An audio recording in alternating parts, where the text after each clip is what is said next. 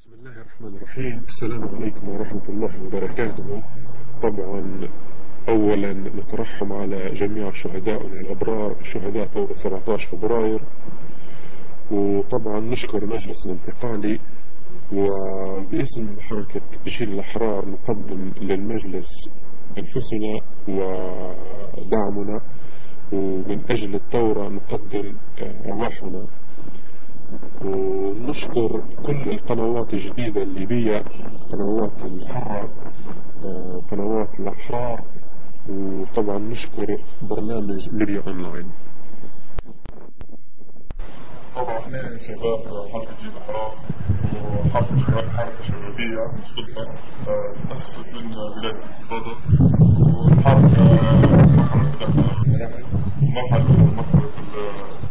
مرحلة المقاومة وهي مرحلة الدفاع حاليا، والمرحلة الثانية مرحلة الاستقرار والانتقال من وقت سقوط الأبيض، وتكون فيها عملية حقوقنا من ناحية أمنية ومن ناحية اجتماعية.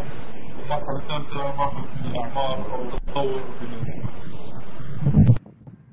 حتى المخصوصات الليبيين اللي يعرفوا شنو اللي صاير في طرابلس. تصير في لجنة كانت مسلحة يوميا في الليل الفيلم كان بشكل شبع في تشكيل استجابة في مجموعات صار الجمعة في اليومين اللي فاتوا.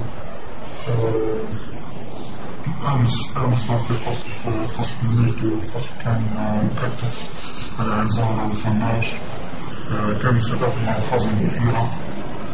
لاحظنا في اليومين اللي فاتوا أن الكتاب الموجودة في العاصمة غير سيارتها من سيارة تويوتا اللي كانت تعمل فيها الدفع الرباعي لسيارات مدنية متوسطة كسبب مسائل السوق. الحمد لله العمليات مرتفعة في العاصمة، وشباب العاصمة يهتموا في تعب الصيف.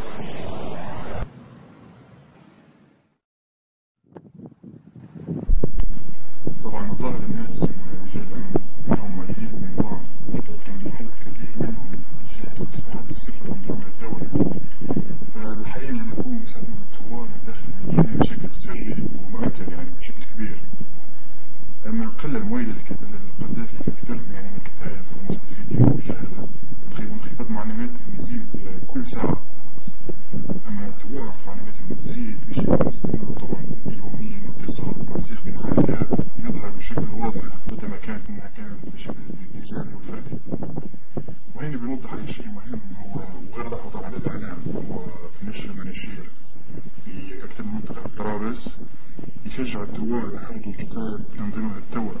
طبعا في مناشير فيها اسماء خونة اليسار وفي الكتائب، وكأنه رفع علم الاستقلال في كل مناطق طرابلس شبه أصبح بشكل يومي، والكتابات المؤيدة لثورة 17 فبراير على الحوائط في كل مكان. لكن الكتائب اللي نسقط فيها كلهم شتر في نفس الوقت. وهذا مازال الإعلام القذافي يكذب ويصدق في كذبته، بأن جميع سكان العاصمة مؤيدين ومتضررين وقسميناته، ويتبعت على كذبة أنه هو كله كذب ما يبيش يقعد حتى ينهي جواب الشكشفة. وأخيرا نقول إن احنا حركة جيل الأحرار في قلب العاصمة طرابلس، وجبنا ثورة 17 فبراير.